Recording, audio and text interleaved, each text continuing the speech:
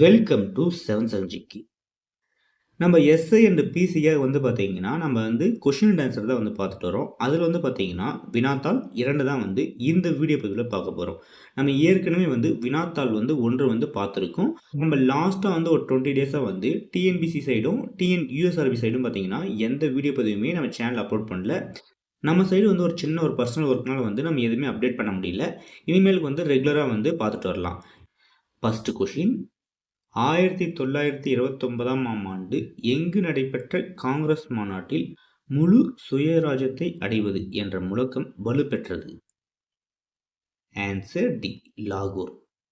Question number 2, இந்திய அரசியலமைப்பு நிர்ணய மன்றம் என்ற அமைப்பு எப்போது உருவாக்கப்பட்டது? Answer B, 1946. கொஷின் நம்பர் 3, இந்திய அரசியலமைப்பு நிர்ணய மன்றத்தின் தலைவராக தேர்ந்தெடுக்கப்பட்டவர் யார்?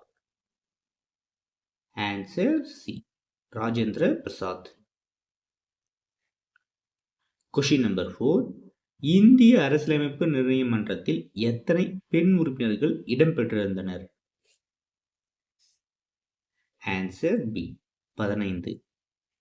கொஷின் நம்பர் 6, அரசியலமைப்பு சட்ட வரைவு குழுவின் ஆலோசகராக டேஸ் என்பவர் நிர்ணயிக்கப்பட்டார். யான்னு பார்த்தீங்கன்னா PN Rao. Answer C.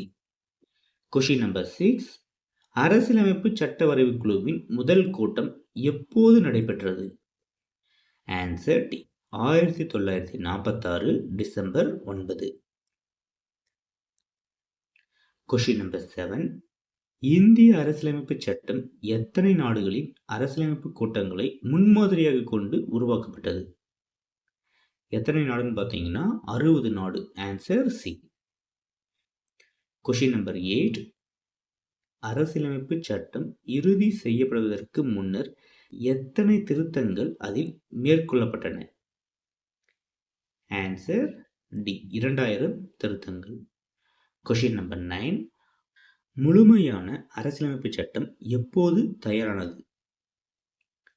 Answer C, 1949 November 26. Question number 10, இந்திய அரசியலமைப்பு நிர்ணய மன்றம் நமது அரசியலமைப்பு சட்டத்தை ஏற்றுக்கொண்ட நாள்? Answer C, 1949 November 26. Question number 11, இந்திய அரசியலமைப்பு சட்டத்தை உருவாக்க எவ்வளவு செலவானது? ஆன்சர் சி, 64 லட்சம். கொஷின் நம்பர் 12, இந்திய அரசியலமைப்பு சட்டம் நடைமுறைக்கு வந்த நாள்? ஆன்சர் டி, 1950 ஜனவரி 26. கொஷின் நம்பர் 13, எத்தனை வயது பூர்த்தியான இந்திய குடிமகன் ஒவ்வொருவரும் ஓட்டளிக்கும் உரிமையை பெறுகிறார்?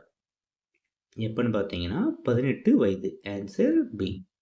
கொஷின் நம்பர் 14, நமது அரசியல் சட்டம் உருவான போது எத்தனை அட்டவணைகள் இடம்பெற்றிருந்தன?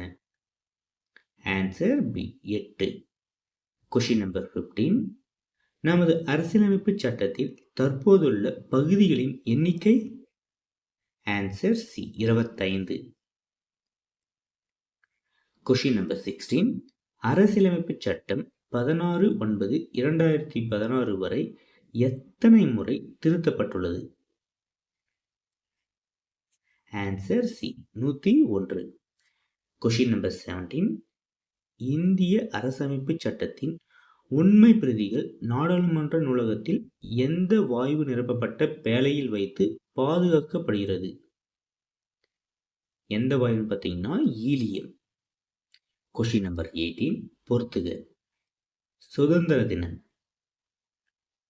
ஆகஸ்ட் 15, குடியரசு தினம் ஜனவரி 26, இந்திய அரசியலமைப்பு தினம் நவம்பர் 26, அனைவருக்கும் கல்வி உரிமை பார்த்தீங்கன்னா ஏப்ரல் 1. ஆன்சர் பார்த்தீங்கன்னா சி, 3, 4, 1, 2.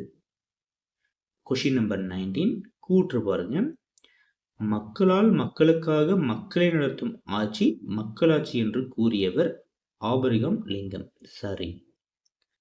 கூற்று 2 மக்களாட்சியின் பிறப்பிடம் சுவிட்சர்லாந்து. இது தவறு. ஆன்சர் பார்த்தீங்கன்னா ஏ. கூற்று 1 சரி, கூற்று 2 தவறு. கொஷின் நம்பர் 20 பிரதிநிதித்துவ மக்களாட்சி நடைபெறும் நாடுகளில் எது தவறானது? ஆன்சர் பார்த்தீங்கன்னா டி சுவிட்சர்லாந்து. கொஷின் நம்பர் 21 அதிபர் மக்களாட்சி நடைபெறும் நாடுகள் எவை? அமெரிக்க ஐக்கிய நாடுகள் மற்றும் இந்தியா மற்றும் கனடா.